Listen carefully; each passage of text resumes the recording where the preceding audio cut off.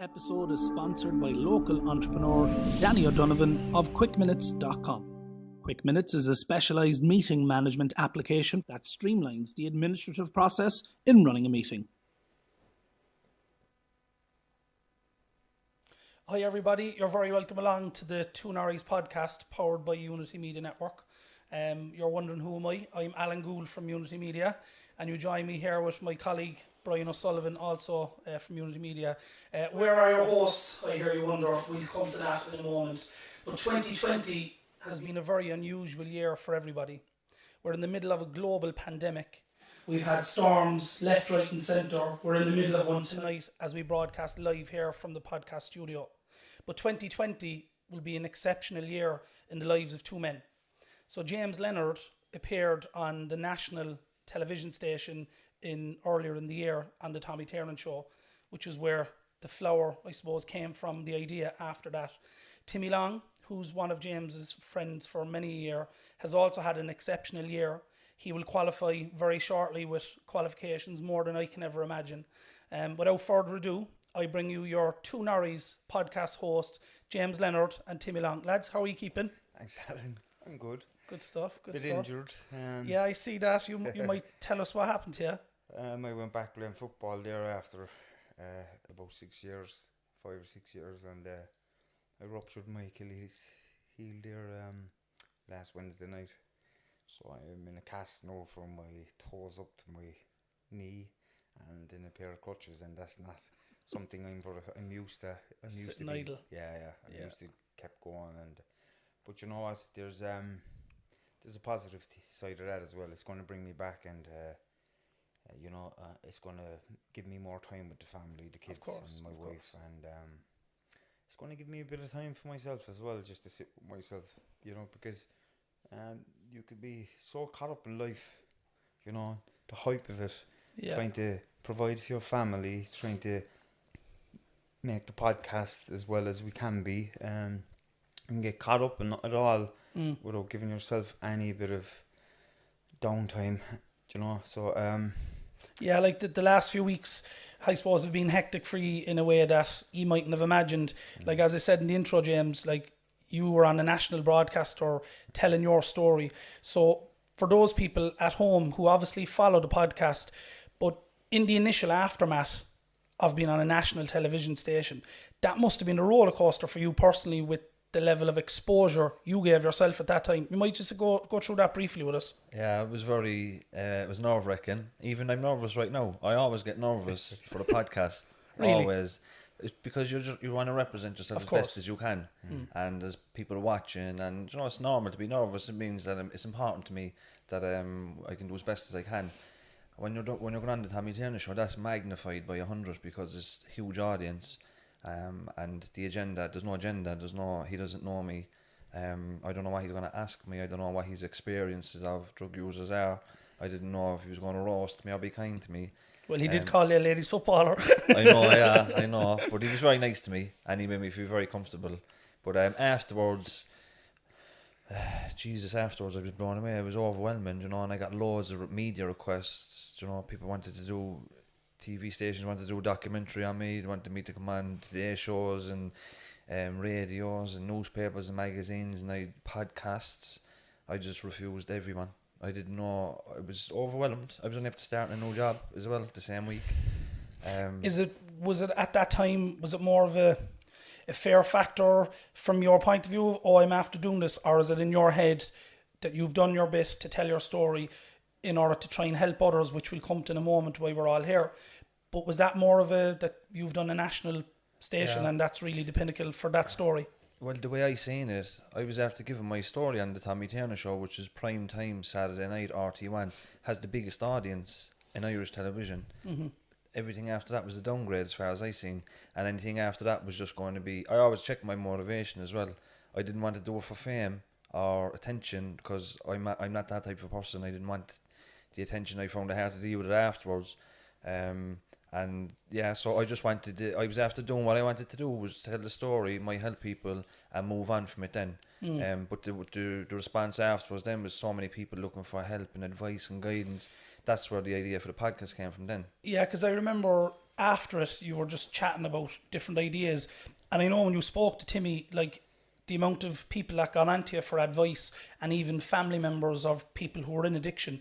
When you spoke about it then, was it a natural formation really for you to say, do you know what, both of you have experiences, and one of the things that have come out of the podcast is they were poles apart in the time frames, in the years of your substance abuses, which tells two different sides of a story from what we perceive, public, as I think you used the word, on one of them, that cocaine was used as a clean drug or heroin wasn't, something along those lines. So when you spoke together, Timmy, were you kind of iffy about it at the time, or what was your initial feeling? Do you know what? For years, you know, in and out of AA, and different people requiring help, you know, and then having a family as well, and going to college, it was a little bit overwhelming because you only have so much time in a day.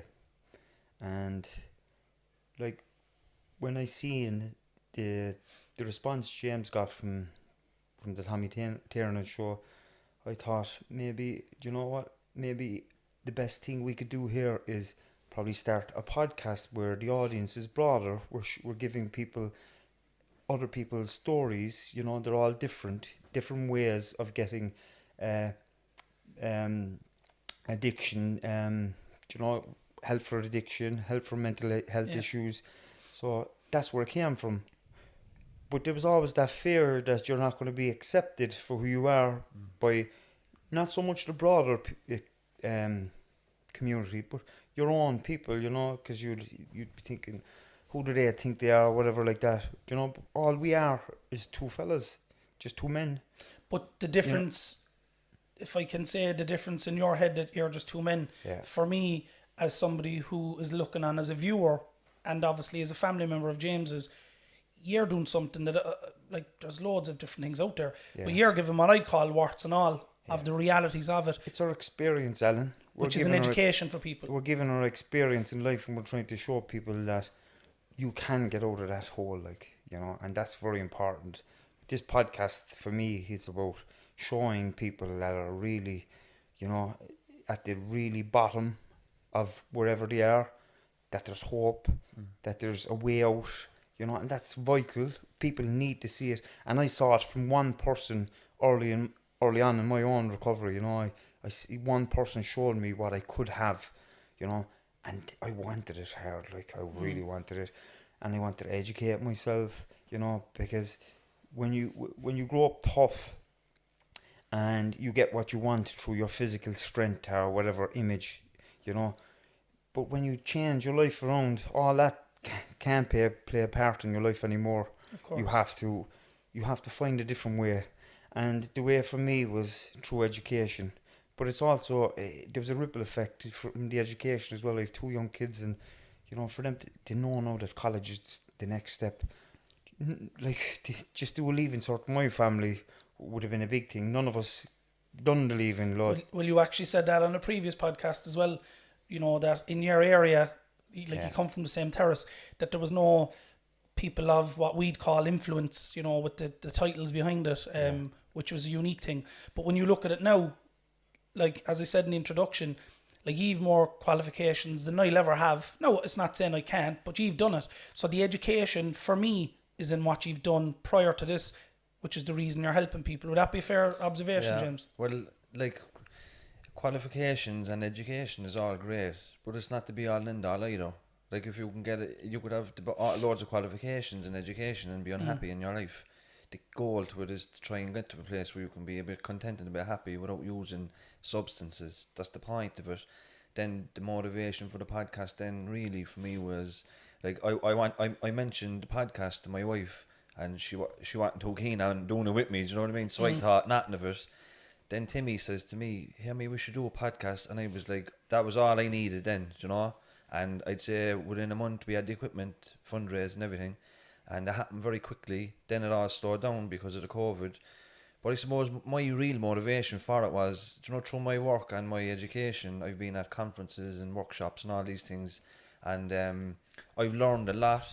And I thought it would be help me understand my experiences in my neighbourhood and my mind and my behaviour and everything. And I wanted to get those people that speaks at the conferences, the select few, I wanted to bring that kind of mainstream out to the wider public. So that's why the likes of Sharon and Katrina and John Lanigan and Philly and all these people come on, because they're very educational, and I just wanted to be an educational piece. Like, that's one thing, the guests that you had, like, we'll touch on them briefly, but just for people who are watching this on one of the lads' social medias, there is a way that you can ask questions as well. But some questions that have come in since the last podcast, there was one here, and I'll just throw it out there. Can you guys talk about what it is like inside prison? That's coming from somebody, I would imagine, who is in a situation. Would that be a good thing to say to me, do you think? What it's like to be inside prison, it depends on the frame of mind you're in going into prison. You know, if you're somebody that's going into prison and you're going in there to use, you know, because that's what happens, unfortunately. That's what you're going to do. You're going to go in there, and it'll be hard to kind of say what kind of frame of mind. I know when I went in there, I was sober. I was away from alcohol and drugs, and it was difficult, you know, because I was in early sobriety. I had a lot of demons to face. I had a lot of shame and fear and guilt. I had a lot of shame and fear around my past and guilt around my past, of the stuff that I would have done. And what about the day-to-day of prison life? The day-to-day of prison life was grand, because I just kept educating myself. Even though I hadn't a clue what I was doing. You still tried? I still I just kept going in. I kept going into the classroom. I kept listening, even though I wasn't retaining information, because I was on a fight or flight mode for the first 2 years in prison, because I was just pumped with adrenaline. I was paranoid, basically, you know. So it depends on what frame of mind the person is in. There's a couple of different scenarios that a person could go through. James, what would you say that person that asked that question, what would you say to that person? I interpreted that as a very practical question about what it's like. You know, when you come in, you're coming through the courts, you're in a sweatbox, which is a van with a little cell inside it. You come in, you come through reception and general office, where they take your jewellery and strip you. You're measured and weighed, check you for scars, fingerprints and stuff like that. You're put into prison clothes, then you go into a holding cell, and then into a committal landing for people that just come in. And then from there, you want to get in with your friends, really, and you find the landing where, let's say if Timmy's up in A3 or A2, I say, officer, I'm going up to Timmy, I go on his floor or something, you know, because there'll be 2-man cells. It's normally overcrowded. It's always overcrowded, so you're going on a floor first with a mattress, and then after that you'll just find a bed. Then the day-to-day of it, then you get settled in, get your clothes passed in. I used to go to the gym in the morning, I used to go to the school in the afternoon, and then I used to play football or go for a walk or play handball in the evening. And it was very, at the time goes really quickly, because it's very structured. You know where you are every day, you know what you're doing every day. What's it like just at that moment? Going in? When you realise, holy shit, lads, I'm actually in prison. Now, you made a comment to me, right, in one of the podcasts, I can't remember what guest we'd on, where you said that you looked up to that and you wanted to get into prison. Yeah. At that time in your head, like? Well, the first time I went to prison, you know, it was probably one of the proudest moments of my life. Because growing up, I looked at, that's all we knew. That's like a badge of honour, like? And like, you see, where we came from, you know, people that went to prison had respect from the community, you know, and it also meant that they were left alone. Stay away from him. He's dangerous. He's after being to prison. You know, that's what I wanted. I wanted people to kind of say, right, stay away from him, because I was very, very vulnerable. You know, I was still a child in an adult's body, just barely just trying to get through life, you know. But going into prison then, like, is just a really, it's an overwhelming experience, because you're full of all these different emotions. You can't put your finger on the one, you know. One emotion, you're scared. There's a lot of fear. You know, you don't know what way you're going to go in and be accepted. You don't know if there's somebody in there that you've argued with in the past or something like that. But once you get in there and you're in there for a few days and you find a little bit of structure, you know, it kind of, you just do what you have to do then to make it the time as easy and comfortable as you possibly can, you know. And that's what I done. I looked for help the minute I got in there. I looked for I got help off a psychologist. I got help off a drug counsellor.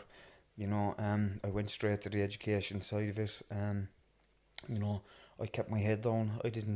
I wasn't looking for drugs anywhere. You know, I got involved with the gym and the soccer in there, and I just wanted to do my time as easily. I'd been unbeknown to myself. I just wanted to do it and just educate myself as best as I could, even though I was in a state of mind that it was very, very, very hard for me to retain information, because I was really in better brainwave frequencies, whereas I was in survival mode, and it's very, very difficult to retain information. And when you go from, both of you have seen that life to the now, like, what have the last few months been like for you? Like, you know, you're doing these podcasts to help people, you know, some of the people that have reached out, and I know I have a few comments, and Brian might get some on screen.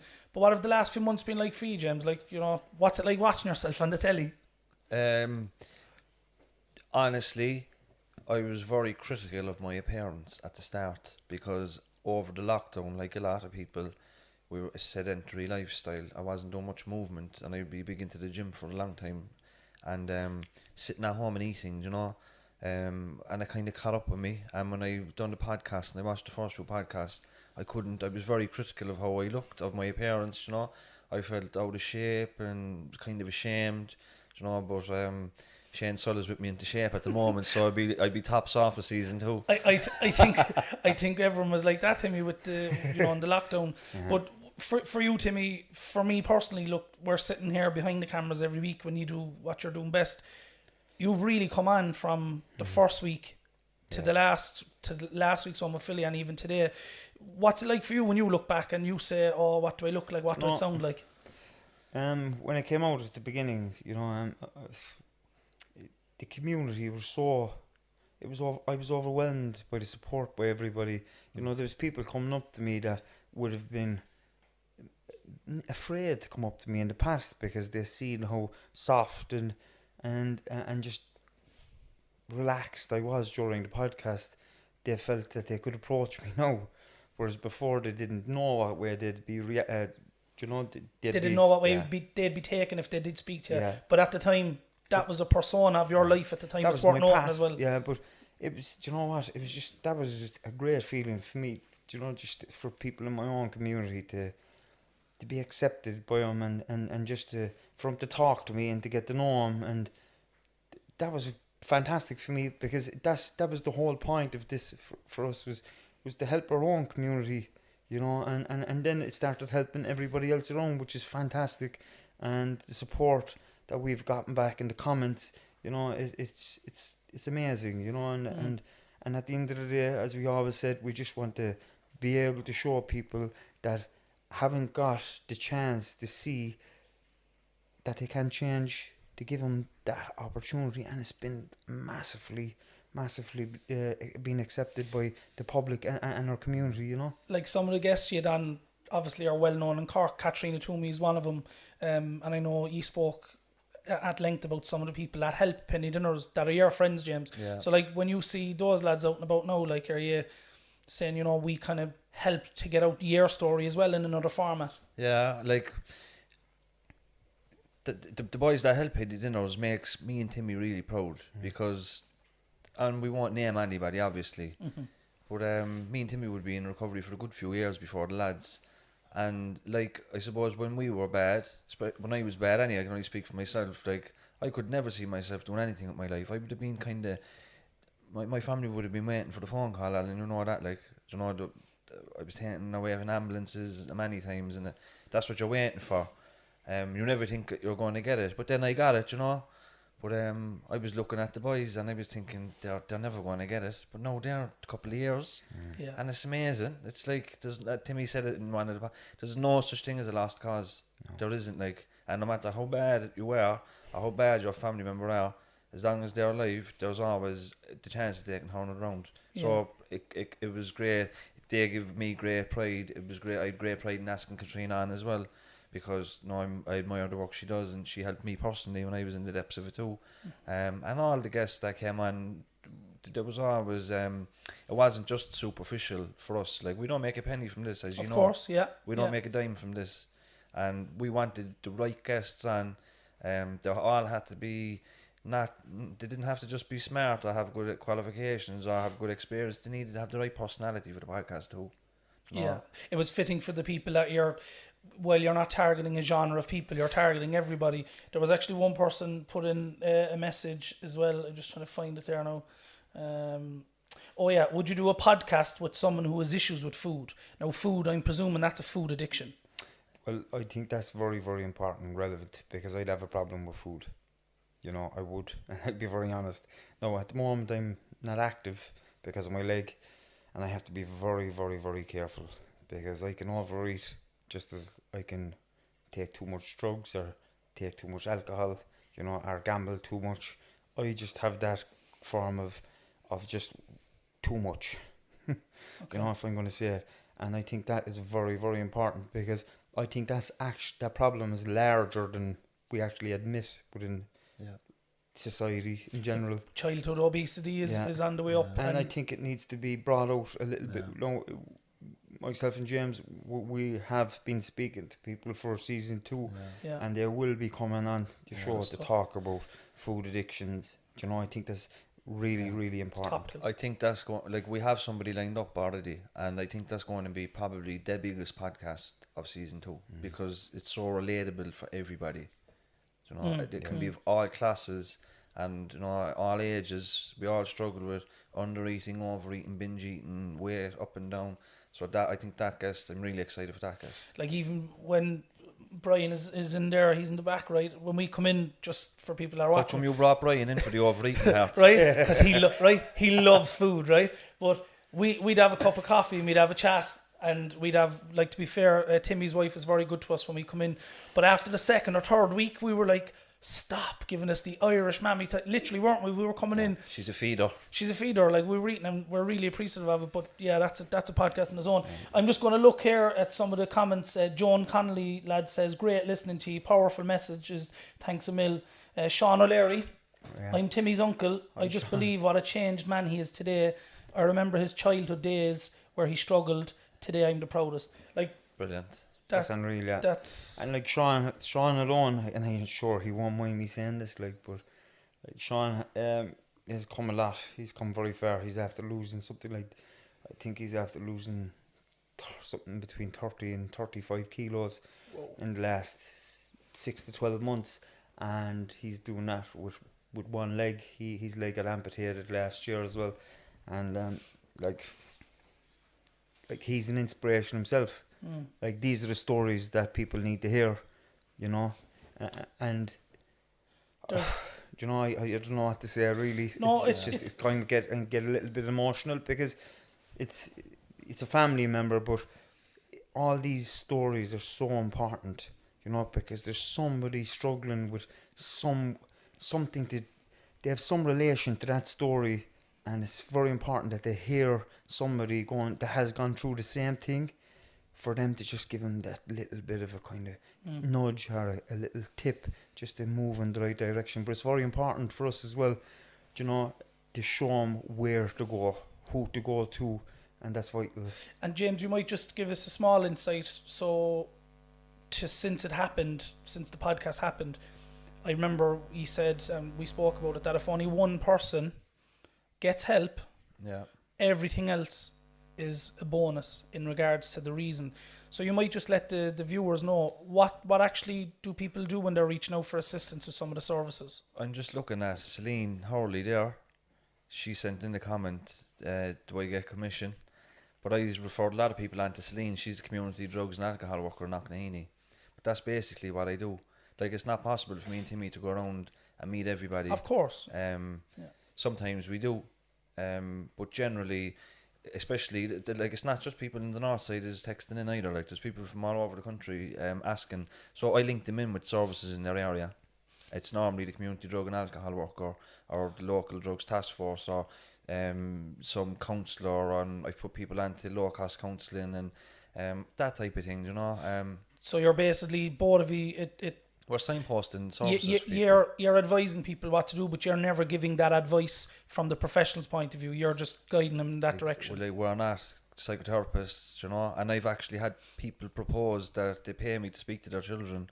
That's not what we do. No. All we can do is lay out the roadmap. This is what we done, and this is what you can do. It might seem like a huge task at the moment, but if you link in with like Ceciline there and set up a little plan and little goals along the way, you'll get there. I suppose it's very important to mention as well, if a parent is having a problem, if this teenager is acting out or whatever's going on, you know, I suppose the most important thing for any parent to do is just to be there, you know, because when I look back at my own life, there was a few people that were there for me, and they made the difference, you know. They make the difference now, but looking back in hindsight, now I really understand the difference that they made in my life, you know. So when you're a teenager, you're not going to really listen too much, because you're gaining that ego, and you're trying to become your own person, and you're not going to listen to your parents, you know. But it's very important to find somebody that can just give them a talk to, or that they look up to, and that's very important. And sometimes you'll find the right counsellor or psychotherapist or psychologist, whatever, you know, but it's just to be there, really, you know, even though you want to pull the head off them half the time. You know, let's be honest. Yeah, of course. I'm a teenager as well as you mentioned there about the teenagers, and obviously you spoke about this months ago about, you know, going into the schools, because for me, like you, Timmy, I have a teenage daughter and I have two young girls growing up. But some of the topics that you spoke about with Sharon Lambert really struck a chord with me, thinking of me growing up in school with some of the people that I know who've gone through your struggles, and in the background it's a case of, do you know what, that all makes sense to me now. Yeah. So what do you think could happen in season 2, as part of season 2, with regard to young people and focusing with maybe youth clubs or schools? What do you think is pipeline for that? In terms of the podcast and young people, obviously you can't. We wouldn't have any young person. Like we did have older young people lined up after 18. Do you know what I mean? They have to be over the age of 18. Also, it doesn't matter who you have on. They have to be in the right mental state. We don't want to be exposing anybody. We don't want to be putting anybody in front of a camera that's going to be vulnerable, you know. So we had somebody lined up, but then lockdown happened in his home county, so we had to cancel that. And are you hoping to take it say into the school, like we'd say Choices, the movie, Brian remembers this, it was brought in, it was done by the boys and girls in Oca and a bigger team of people, but they brought that movie in and they showed them in Terence McSweeney. So do you think that there's a benefit to bring this into the schools? There is a benefit to bring this into the school, but at the moment that's not going to happen, because you can't have crowds of people together. Do you know what I mean? Like, there's benefits as well to having this on a stage with a crowd of people and having live podcasts with guests. That's totally something that we're going to do, but we can't do nothing with the virus. That's the problem. So everything is going to be digital going forward. How do you select your guests? Say used in season 1, how did you sit down and select the guests? You touched on it with the types of genres of people, but like, was it down to the fact of their physical experience with the topics? Do you know what? We said at the beginning that we'll give our own stories first, and some of the issues that came up during our own stories, we said we'll try to get people that, say for instance, Sharon Lambert, an academic, and a few other people that would really understand, like John Lonergan, the prison, you know, would understand that. We said we get them on, right? But we also want to get other people's stories like our own, because that's the inspiration of the whole podcast, Alan. Yeah. You know, it's about, as I said earlier on, it's about getting people that have gotten through really adverse situations in their lives, and just getting the message out there and showing people. And it's very important that we do have people on, like psychotherapists and all these, just to give that side of it, and psychologists to give the other side of it, and just give solutions to problems as well. That's very important, you know, and that might be the motivation then for somebody that's struggling at home.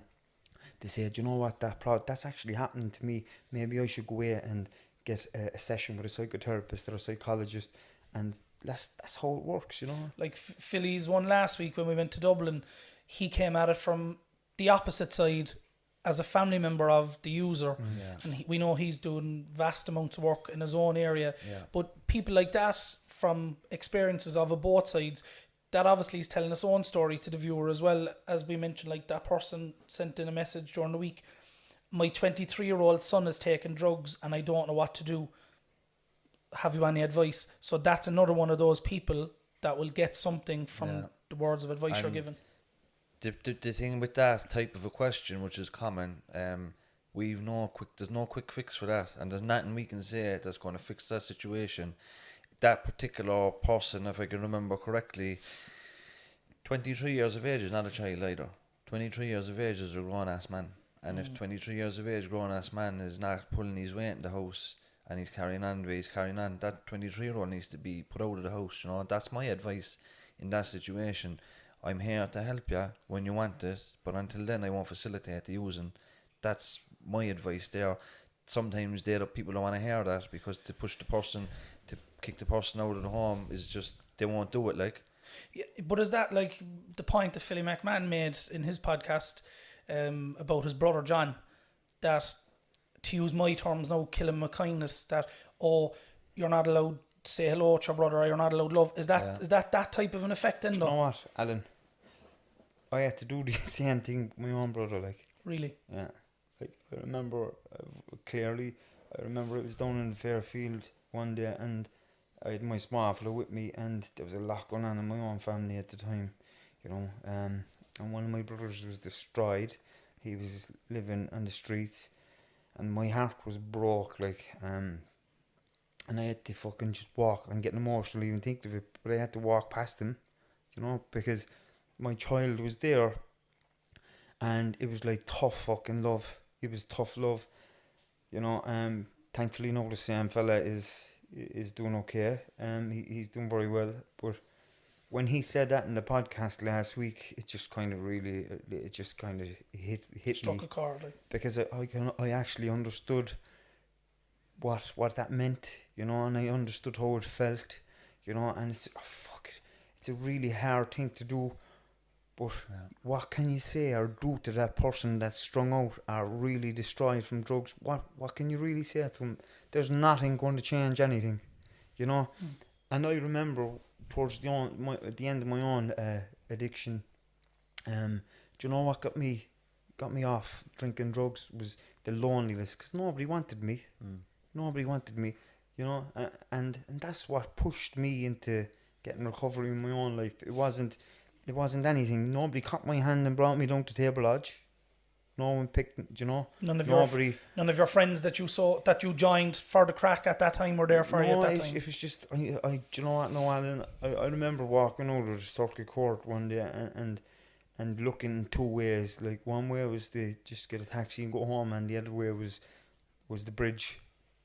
You know, and I would have never thought of suicide while I was using, never, you know, but I never forget that, because it was one of those moments that just will stay with me for life, because it was, and I just decided to turn back, and that was towards the end of the madness of my life as well, you know. But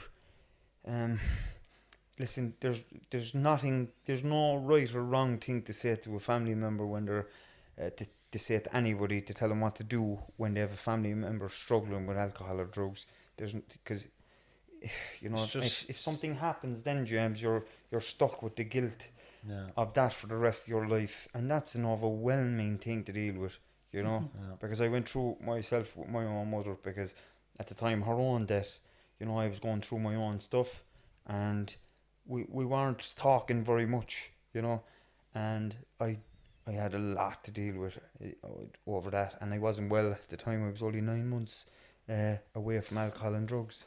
Could that be something for season 2, lads, that as a topic, maybe somebody who deals with suicide prevention or suicide awareness, you know, that's something that unfortunately happens to a lot of people, those in and out of addiction services. Yeah, we have a CEO of a charity lined up to come in to speak about the mental health and suicide and stuff like that. Okay. So that's going to happen, like. Yeah.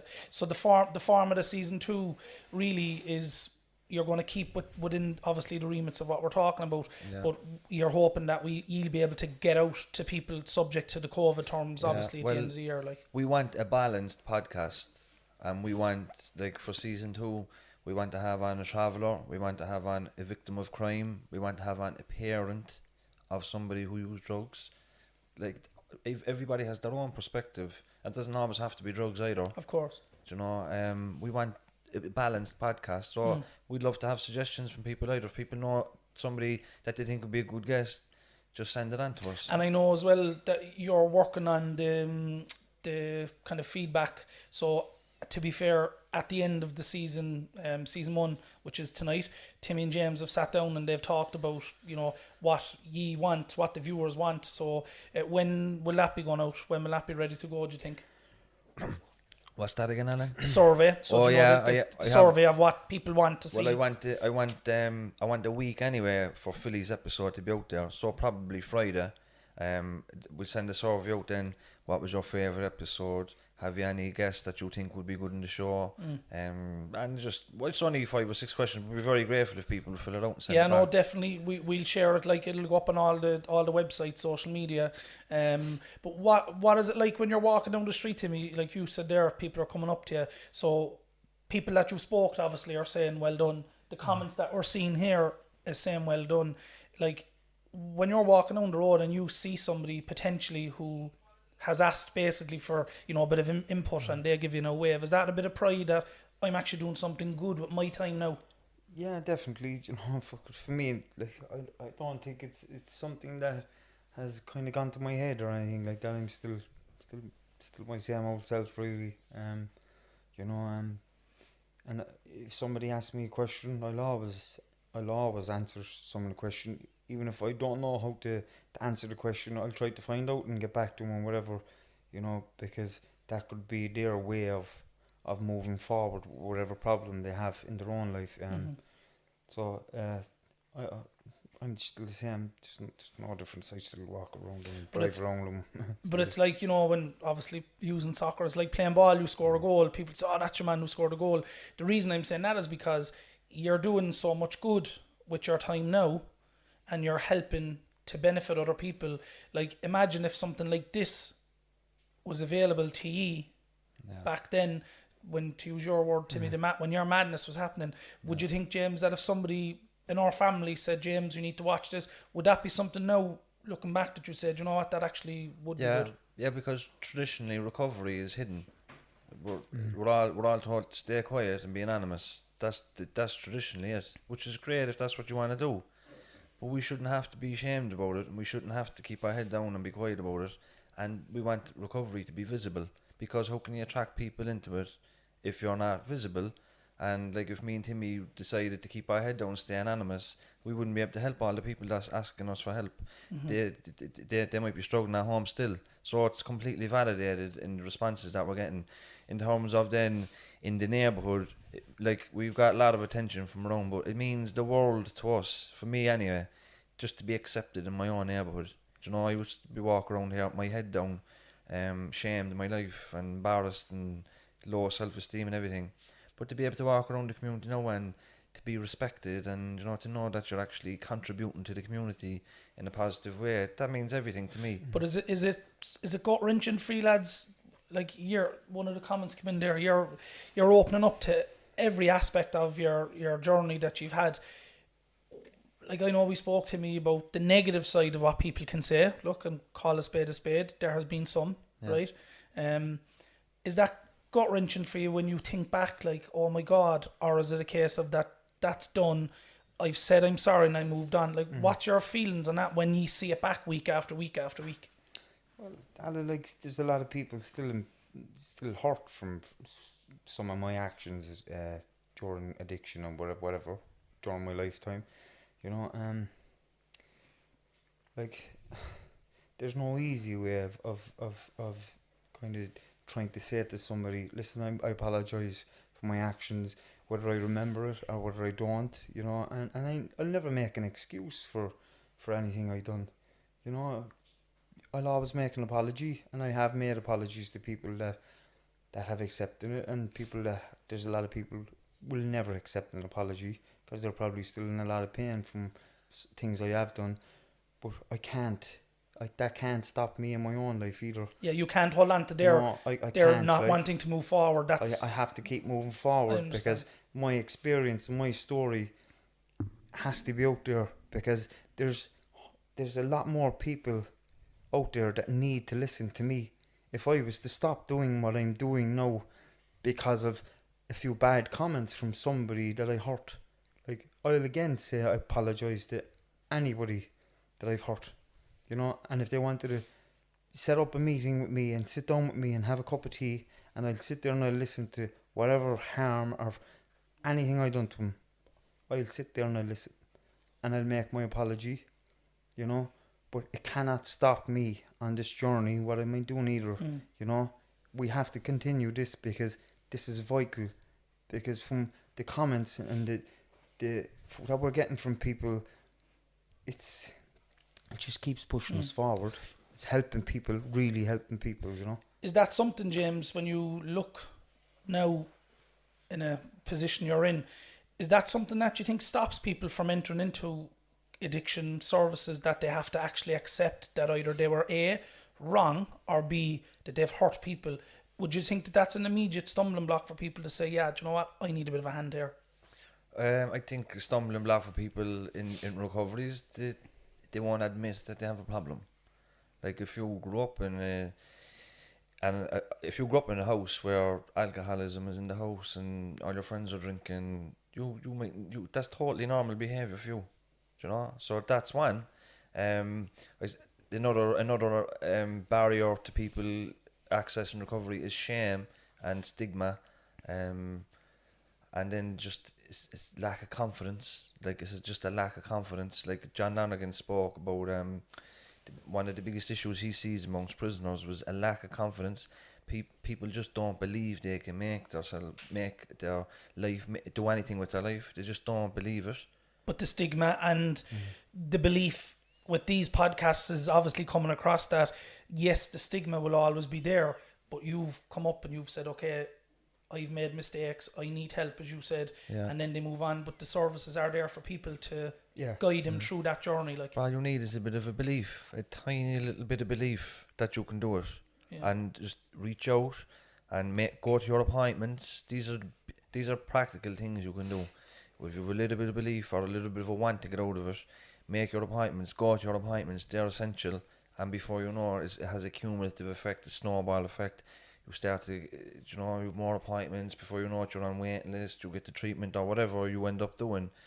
But it's just important to have that little bit of belief and to make sure you link in with services, because you won't be able to do it on your own. The belief that somebody watching could very well be stuck in a rut, and if they believe I can't do it.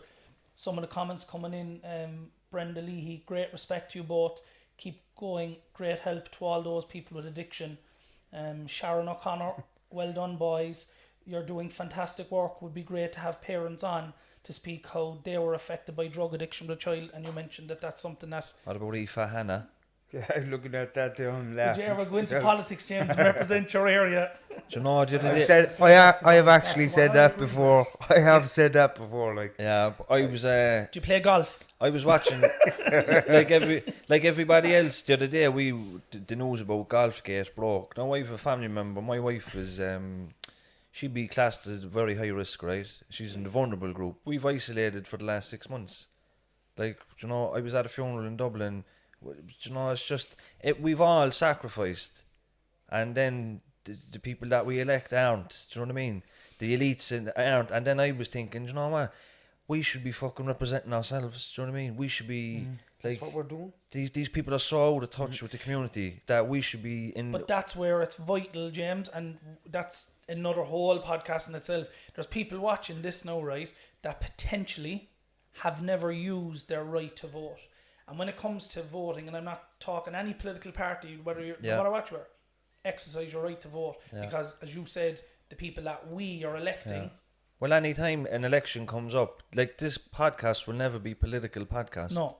It will never be political podcast. You can be Fine Féil, Fine Gael, Sinn Féin, or however, Labour. Independence. This podcast is for everybody.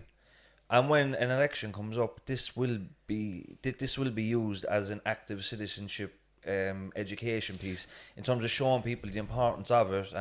But in terms of me going into politics, if you'll vote for me, I'll do it. I was considering it. Let's put it that but way. But at the end of the day, Philly McMahon spoke about it last week, right? I'm a firm believer in this. I know you're the same, and Brian, we had another conversation ourselves.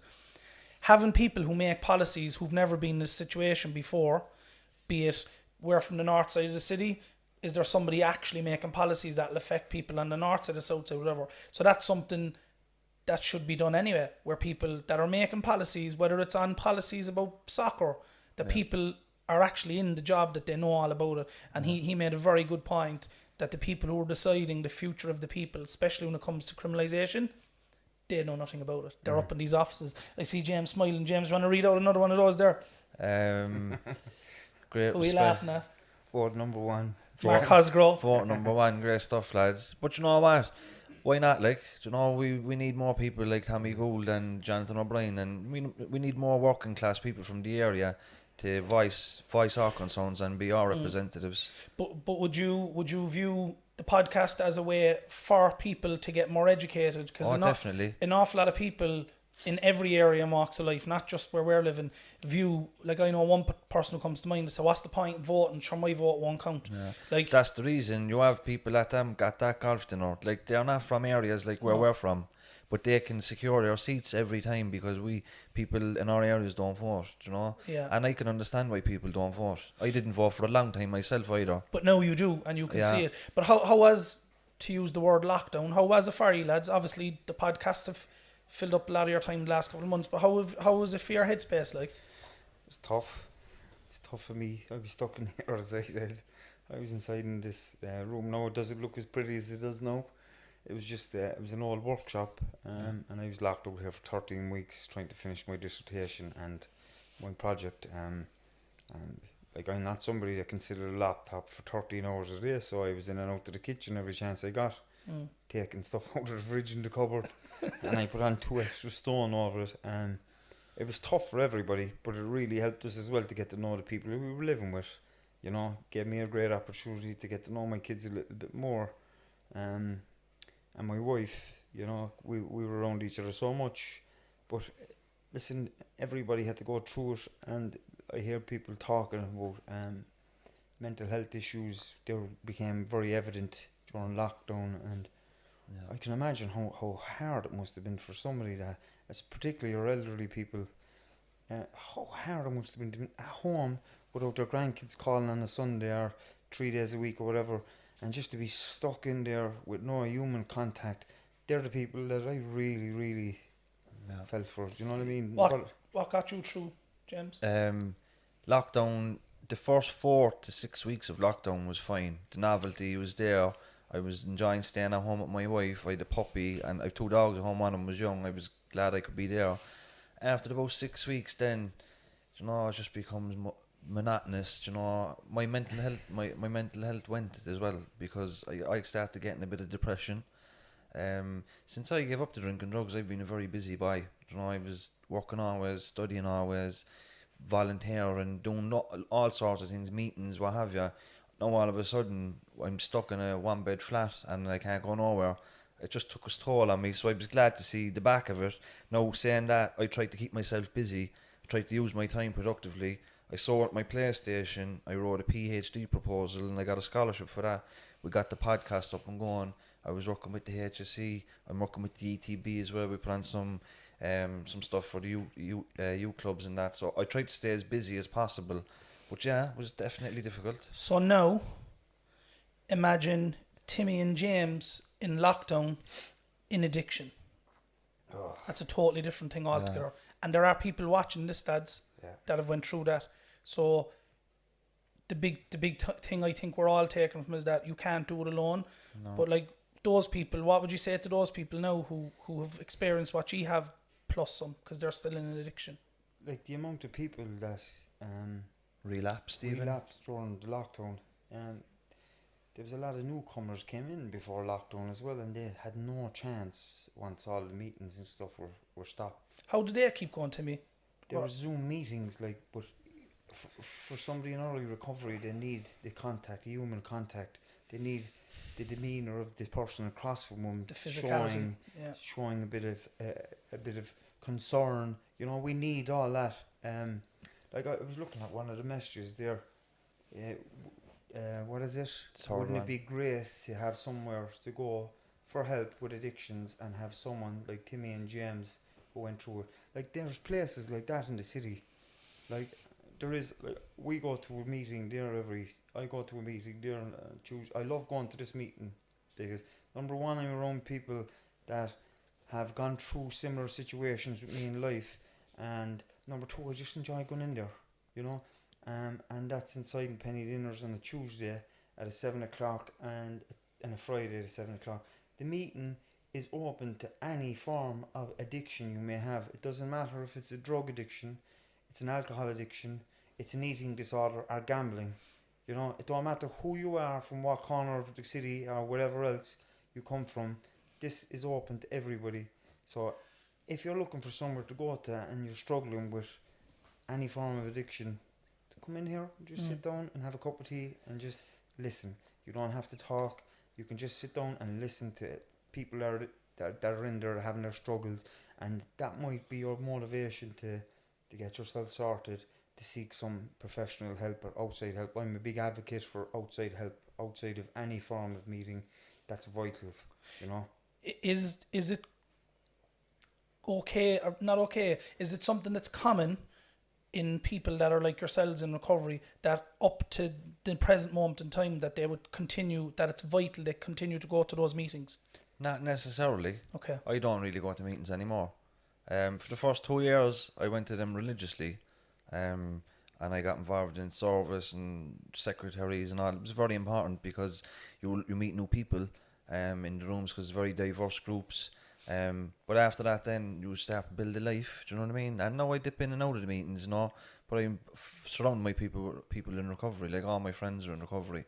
Okay. Well, I've some friends in addiction still, but the people that I be around are all in recovery. And it's not because I've anything against people in addiction. I don't. I'd love for them to go into recovery, but you just have to mind yourself. You know, mind yourself first, and then you have to, because you're no good to anybody when you're using. Like, and the friends I have that are using, I'm no good to them using.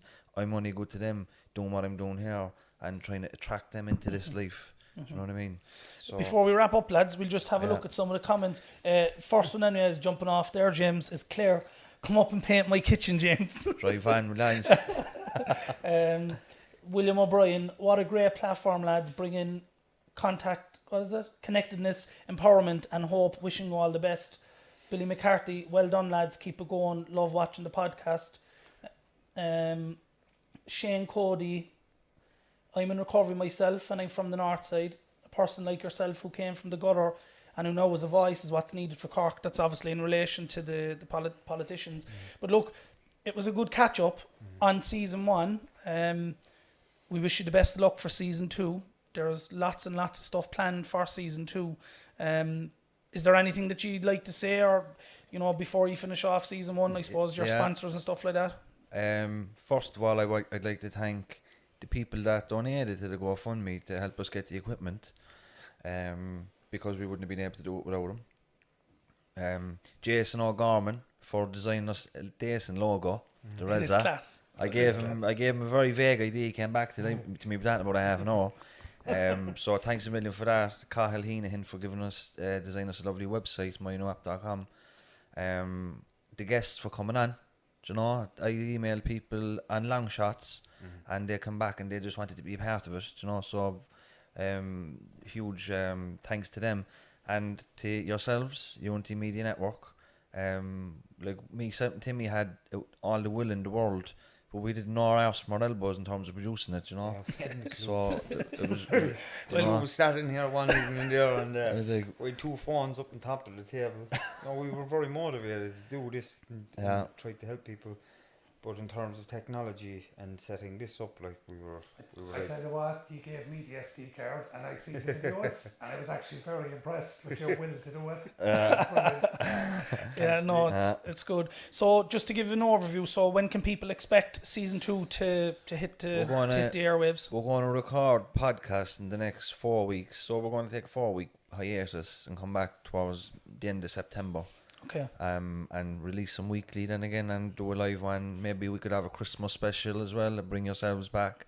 And we'll do sporadic live ones and you know, just keep taking it, see how it goes. And I suppose the main thing as well for people is to keep on the pages, the Twitter pages. There's a new Twitter page as well that James set up today. James and Timmy set it up. It's the Two Norries podcast. Yeah. So make sure, if you don't know it, you can go to James and Timmy's pages and make sure you follow that, because that will start to build up the following there for all the content for season 2.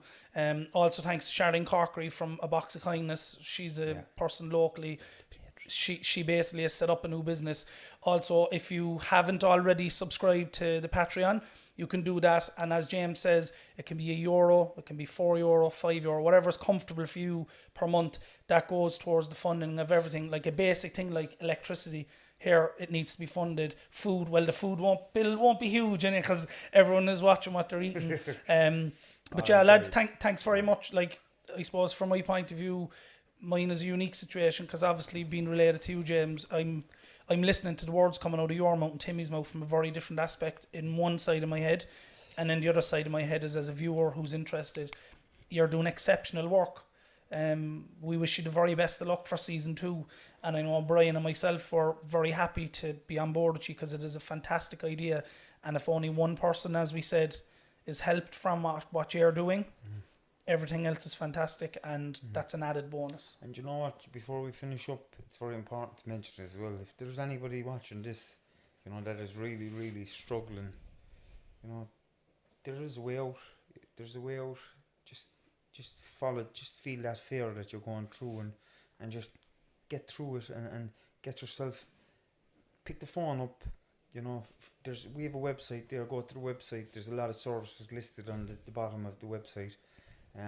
Use one of them, and listen, a lot of people have contacted me, and I'm not on Facebook, I'm on Twitter and the Instagram, and if there's somebody that needs help, I'll offer it to him. I'll do what I can. I'll point him in the right direction. You know, James, I'm sure will do the same as he always has. You know, so you're not on your own. You know, there are people just the exact same as you have been there, but they've gone through the process of getting help. So keep your head up, and there is help there. There are services there. James, there's one point there you might just give information. Sharon Carroll says, how can we help donate? So if you explain that. Hi Sharon, thanks for the question. We have Patreon. A lot of people might know what Patreon is, but Patreon is a website or an app. It's just basically where you can give us a few quid. It comes out the first of every month. Some people give €1, some people give 5, some people give 20. There's about 30 people there at the moment. Brings in a couple of €100 a month for us. That helps us pay for people's expenses. If we go to Dublin diesel, if people come down from Dublin or Tipperary or wherever, we can give them money for travel. And that's the gifts and stuff as well that you're doing. Gifts as well, you know. So that's what it covers. As I said, we don't make a dime from it. We're going to go and have some food after here now.